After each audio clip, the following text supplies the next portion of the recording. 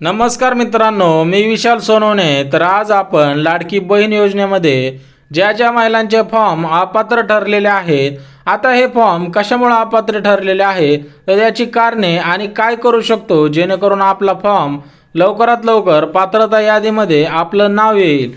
तर याच्यामध्ये OTP verification राहतं, सोबतच दुसरं ऑप्शन बघू शकता SMS व्हेरिफिकेशन डन। त्याच्याच खाली लाडकी बहीण योजना फॉर्म डिसअप्रूव्ह झालेले आहेत आणि लाडकी बहीण योजना इन पेंडिंग टू सबमिटेड।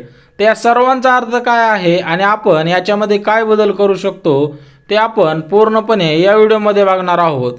तर खाली बघू शकता तुम्ही काही कमेंट आलेले होते आपल्याला, त्यांची सुद्धा आपण उत्तरे याच व्हिडिओमध्ये देणार आहोत।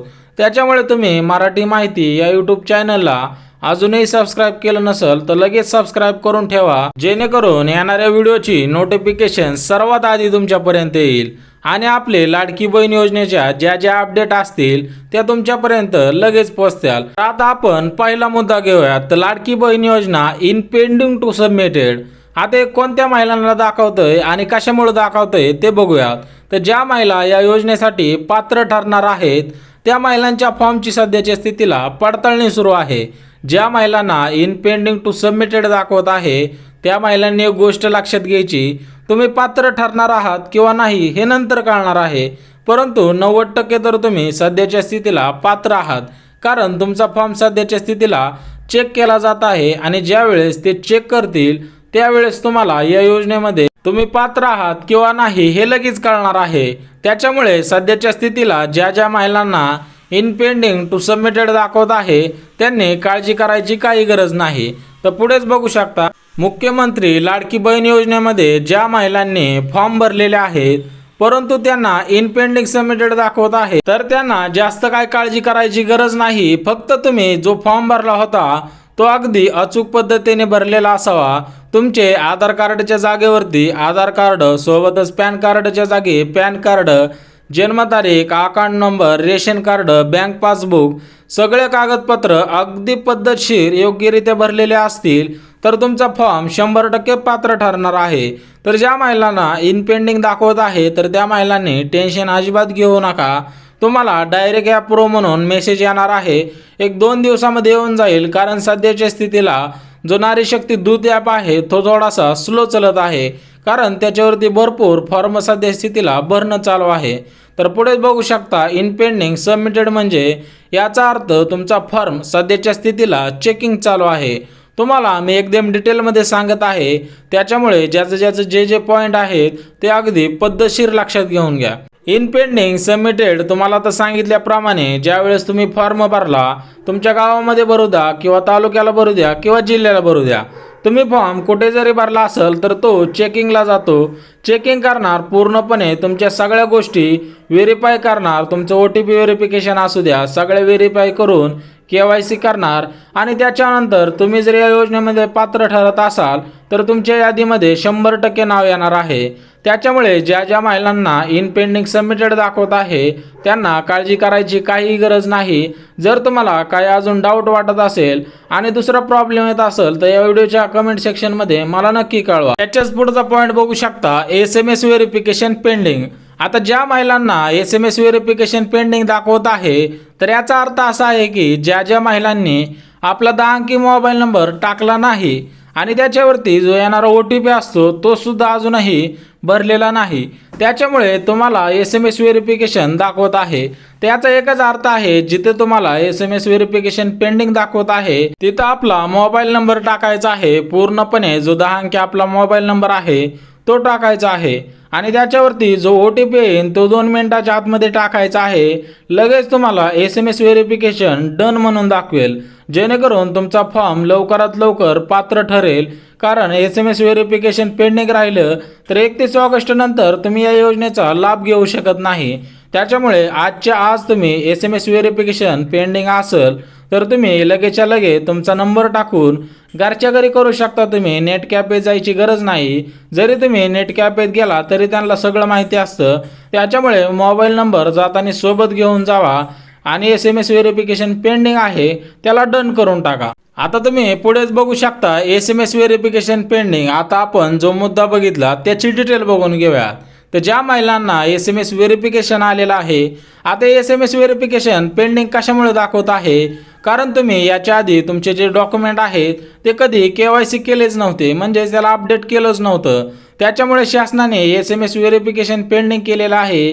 ज्यावेळेस तुमचा आधार कार्ड मोबाईल नंबर लिंक असेल किंवा बँक अकाउंटला मोबाईल नंबर लिंक असेल तर तुम्हाला त्याच्यावरती OTP नक्की येणार आणि तुम्ही ज्यावेळेस हा OTP टाकताल त्यावेळेस तुमचा फॉर्म हा डन होणार आहे आणि तुम्ही लाडकी बहीण योजनेसाठी पात्र ठरणार आहे. त्याच्यामुळे SMS व्हेरिफिकेशन पेंडिंग ठेवू नका. लवकरात लवकर हे SMS व्हेरिफिकेशन डन करून टाकायचं आहे. तुम्हाला सांगितल्याप्रमाणे नारी शक्ती दूत ॲप ओपन करायचा, त्याच्यावरती तुमचा जिथं प्रोफाईल आहे त्या प्रोफाईलवर जाऊन तुम्हाला तो तिथं SMS व्हेरिफिकेशन पेंडिंग हा ऑप्शन दिसणार आहे. त्याच्यावरती क्लिक करायचं आहे आणि आपला 10 अंकी मोबाईल नंबर टाकायचा आणि मोबाईलवरती जो OTP येईल तो आपल्याला सबमिट करायचा आहे आणि तुमचा लगेच फॉर्म चेक केला जाईल. म्हणजेच तुम्हाला इन पेंडिंग सबमिटेड दाखवून परल आणि तुम्ही या योजनेसाठी पात्र ठरणार आहात. परंतु तुम्हाला सांगितल्याप्रमाणे 31 ऑगस्ट नंतर तुम्ही जर SMS व्हेरिफिकेशन पेंडिंगच ठेवलं आणि तिथं नंबर टाकून OTP व्हेरिफिकेशन नाही केलं तर तुम्ही या योजनेसाठी 100% अपात्र ठरणार आहात. त्याच्यामुळे लगेच करा, चांगल्या संधीचा लाभ नक्की घ्या. आता बघूयात आपण SMS व्हेरिफिकेशन डन आता हे कोणत्या महिलांना दाखवत आहे. तर याचा अर्थ असा आहे की ज्या महिलांनी आपला 10 अंकी मोबाईल नंबर टाकून त्याच्यावर येणारा जो OTP आहे तो सुद्धा आता तिथं सबमिट केलेला आहे. म्हणजेच नारी शक्ती दूत ॲप ओपन करायचा, त्याच्यावरती आपली जिथं डॉक्युमेंट आहेत, आपण ज्या ठिकाणी आपला फॉर्म भरलेला आहे तिथंच आपल्याला हा ऑप्शन दिसणार आहे. ते SMS व्हेरिफिकेशन पेंडिंग पहिल्यांदा दाखवल आणि तुम्ही ज्या वेळेस आपला 10 अंकी मोबाईल नंबर टाकचान आणि त्याच्यावर येणारा OTP सबमिट करचान तर तुमचं SMS व्हेरिफिकेशन डन दाखवणार आहे. म्हणजेच त्या महिला या योजनेसाठी 100% पात्र ठरणार आहेत. त्याच्यामुळे काही काळजी करायची गरज नाही. ज्यांचे SMS व्हेरिफिकेशन पेंडिंग आहे त्यांनी लवकरात लवकर करून घ्यायचं आहे. त्याच्याच पुढचा पॉईंट बघू शकता तर मुख्यमंत्री बहीण योजना अप्रूव्ड, म्हणजे ज्या महिलांनी फॉर्म अगदी अचूकपणे भरलेला होता, सोबतच आधार कार्डचे पुढचे पान आणि मागचे पान, सोबतच रेशन कार्डचे सुद्धा पुढचे पान आणि मागचे पान असे पाठपुठ दोन्ही पण पाने बरोबर पद्धतीने अपलोड केलेले होते, त्याच महिलांचे फॉर्म अप्रूव्ड झालेले आहेत. तर एक गोष्ट लक्षात घ्या, अप्रूव्ह कुणाचं झालेलं आहे तर ज्या महिलांनी ज्या ठिकाणी आधार कार्ड अपलोड करायचं आहे तर आधार कार्ड पुढचं जे पान असतं, ज्या आपलं आधार कार्डवरती नाव आपला फोटो असतो त्या पानाचा फोटो आणि तिथेच त्याच्या मागचा सुद्धा फोटो अपलोड केलेला होता, त्या महिलांचे फॉर्म अप्रूव्ह झालेले आहेत. आता कोणत्या महिलांचे फॉर्म डिसअप्रूव्ह झालेले आहेत ते सुद्धा लक्षात घ्या. तर ज्या महिलांनी फॉर्म पूर्णपणे चुकीचा भरलेला आहे, जन्मतारीख चुकीची टाकलेली आहे किंवा अंदाजे टाकलेले आहे, अकाउंट नंबरमध्ये 1-2 अंक चुकलेले असतील, IFSC कोड चुकलेला असेल किंवा रेशन कार्डवरती काहीतरी प्रॉब्लेम असेल तर अशा महिलांचे डिसअप्रूव्ह झालेले आहेत. त्याच्यामुळे अप्रूव्ह करण्यासाठी अगदी फॉर्म अचूक भरायचा आहे आणि जरी तुमच्याकडून एकदा चुकला तरी पण तुम्हाला शासनाने एक ऑप्शन दिलेला आहे. तो ऑप्शन म्हणजे आपल्याला फॉर्म एडिट करता येणार आहे.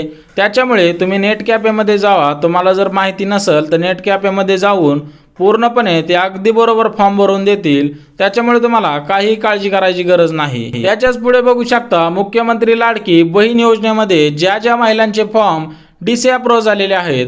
आता हे फॉर्म कशामुळे डिसअप्रूव्ह झालेले आहेत ते सुद्धा बघून घेऊयात. तर ज्या महिलांनी चुकीची जन्मतारीख टाकलेली होती, सोबतच चुकीचा अकाउंट नंबर टाकलेला होता किंवा वेगवेगळे कागदपत्र चुकीच्या पद्धतीने अपलोड केलेले होते. तर चुकीच्या पद्धतीने अपलोड करणं म्हणजे काय, तर ज्या ठिकाणी तुम्हाला पॅन कार्ड अपलोड करायचं होतं त्या ठिकाणी तुम्ही आधार कार्ड अपलोड केलं. जरी आधार कार्ड अपलोड केलं तर आधार कार्डचा पहिल्या पानाचा फोटो टाकला, परंतु दुसरं जे पान असतं, पाठपोट पान असतं आधार कार्डला, वरून तुमचा फोटो, नाव असतं आणि त्याच्या मागच्या साईडला इन्फॉर्मेशन असते. त्याच ठिकाणी तुम्हाला आधार कार्ड टाकायचं आहे, पुढचं पान आणि मागचं पान. असं जर केलं तर तुमचा फॉर्म अप्रूव्ह होणार आहे. त्याच्याच खाली बघू शकता त्याच महिलांचे फॉर्म डिसअप्रूव्ह झालेले आहेत. तर त्या महिला या योजनेसाठी अपात्र ठरणार आहात. परंतु 31 ऑगस्ट नंतर तुम्ही जर डिसअप्रूव्ह राहिला तर तुम्ही या योजनेसाठी 100% अपात्र आहात. परंतु तुम्ही आजच्या आज हे पूर्णपणे एडिट करून घ्यायचं आहे, जेणेकरून तुम्हाला लवकरात लवकर तुम्हाला मेसेज येईल पेंडिंग टू सबमिटेड आणि तुमचा फॉर्म लगेच सक्सेसफुली होऊन जाईल. आणि तुमच्या ज्यावेळेस जिल्ह्याची तुमची यादी लागेल त्याच्यामध्ये तुमचं नाव 100% असणार आहे। आता याच्या पुढे आपण ज्या ज्या महिलांनी कमेंट केलेल्या होत्या त्या कमेंटचे सुद्धा बघू शकता तुम्ही काय उत्तरे आहेत। तर एका महिलांनी कमेंट केलेली होती इन पेंडिंग टू सबमिटेड दाखवत आहे, तर काय करायचं आहे। तर या लक्षात घ्या, ज्या महिलांना इन पेंडिंग टू सबमिटेड दाखवत आहे तर त्यांना घाबरायची काही गरज नाही, कारण तुमचा फॉर्म सध्याच्या स्थितीला चेक केला जात आहे। कारण तुम्हाला तर माहिती तालुकास्तरीय जिल्हास्तरीय तुमचा फॉर्म चेक केला जाणार आहे, त्याच्यानंतरच तुम्हाला पूर्णपणे ॲप्रूव्ह म्हणून येणार आहे आणि जिल्ह्याच्या ठिकाणी तुमची यादी प्रसिद्ध करण्यात येणार आहे। परंतु ज्या ज्या महिलांना इन पेंडिंग टू सबमिटेड दाखवत आहे त्यांनी एक गोष्ट लक्षात घ्या, तुमचा फॉर्म सध्याच्या स्थितीला चेक केला जात आहे। एकतर तुम्ही पूर्णपणे माहिती अगदी अचूक भरली असेल तर तुम्ही या योजनेसाठी 100% पात्र आहात, परंतु तुमचे जर काही चुकीचं असेल तर तुम्ही या योजनेसाठी अपात्र ठरणार आहात। त्याच्यामुळे तुम्हाला 1 ते 2 दिवसामध्ये कळून जाईल की तुमचं काय चुकलं आहे आणि काय अपलोड चुकीच्या पद्धतीने केलेलं आहे। त्याच्याच पुढे बघू शकता दुसरी कमेंट घेऊयात आपण, तलाठी उत्पन्न प्रमाणपत्र असेल तरी चालेल का। तर 100% चालणार आहे, कारण तलाठी उत्पन्नाचा दाखला हा आपले उत्पन्नाचे दाखले अवलंबून असतो। जर तुमचं उत्पन्न 50,000 किंवा 60,000 असेल तरी तुम्ही या योजनेसाठी पात्र आहात, कारण तुमच्याकडे पिवळे किंवा केसरी रेशन कार्ड असणारच आहे। त्याच्यामुळे तलाठी उत्पन्न प्रमाणपत्र असेल तरी पण चालणार आहे, किंवा तुमचा उत्पन्नाचा दाखला जरी निघलेला नसेल त्याच्याऐवजी तुम्ही पिवळे किंवा केसरी रेशन कार्ड असेल ते जरी अपलोड केलं तरी पण चालणार आहे। आणि त्याच्याऐवजी अजून एक ऑप्शन आहे, तुमच्याकडे जर मतदान कार्ड असेल परंतु ते मतदान कार्ड 15 वर्षापूर्वीचं असावं, जेणेकरून तुमची ओळख महाराष्ट्रात आहात तुम्ही आणि रहिवासी आहात, त्याच्यामुळे तुम्हाला या योजनेचा लाभ 100% भेटणार आहे। आणि आपण तिसरी कमेंट सगळ्यात महत्त्वाची आणि एकदम लास्टची बघणार आहोत। अजून जरी काही महिलांचे प्रश्न असतील त्यांनी सुद्धा नक्कीच या व्हिडिओच्या खाली कमेंट करा, जेणेकरून लवकरात लवकर तुम्हाला मी रिप्लाय देईल आणि तुमचा प्रॉब्लेम सुद्धा लगेच सॉल्व्ह होऊन जाईल। तर एका महिलेने कमेंट केलेले आहे बँक अकाउंट नंबर आणि आधार कार्ड नंबर ऑलरेडी टेकन असं दाखवत आहे, तर काय करायचं। तर एक लक्षात घ्या, तुमचं बँक अकाउंट आणि आधार कार्ड नंबर आधीच फॉर्ममध्ये भरलेला आहे, परत तुम्हाला तो फॉर्ममध्ये भरायची काहीच गरज नाही। जर बाकीचे काही कागदपत्रे चुकीच्या जागेवर किंवा चुकीच्या पद्धतीने अपलोड केले असतील, जसे की जन्मतारीख असेल, तुमचा आधार कार्ड नंबर असेल, पॅन कार्ड नंबर असेल किंवा तुमचे वेगळे डॉक्युमेंट असतील, ते सुद्धा तुम्ही अगदी चुकीच्या पद्धतीने अपलोड केले असतील तर त्या गोष्टी एडिट करून तुम्हाला परत एकदा फॉर्म सबमिट करायचा आहे। त्याच्यानंतर तुमचा फॉर्म सक्सेसफुली सबमिटेड दाखवणार आहे आणि तुम्ही या योजनेसाठी 100% पात्र ठरणार आहात। सध्याच्या स्थितीला धुळे महानगरपालिकेकडून धुळ्याची यादी प्रसिद्ध करण्यात आलेली आहे। तर लाडकी बहीण योजनेमध्ये धुळ्याची ज्या ज्या महिला होत्या त्या महिलांची जे पात्रता बसत होते, ज्या ज्या योजनेमध्ये अटी शर्तीमध्ये बसत होत्या महिला, त्यांना या योजनेचा लाभ चालू झालेला आहे। 15 ते 20 ऑगस्टच्या दरम्यान त्यांच्या अकाउंटवरती एकूण 3,000 रुपये येणार आहेत। परंतु काही जरी महिला असतील त्यांना जरी असं वाटत असेल की आपण अपात्र ठरलो आहोत, तर मला नक्कीच कमेंटमध्ये सांगा, आपण चेक करून तुम्हाला नक्कीच सांगू शकेल की काय तुमचा प्रॉब्लेम आहे आणि त्याच्यावरती उपाय काय आहे। त्याच्यामुळे मराठी माहिती या यूट्यूब चॅनलला नक्की सबस्क्राईब करा आणि शेअर करा।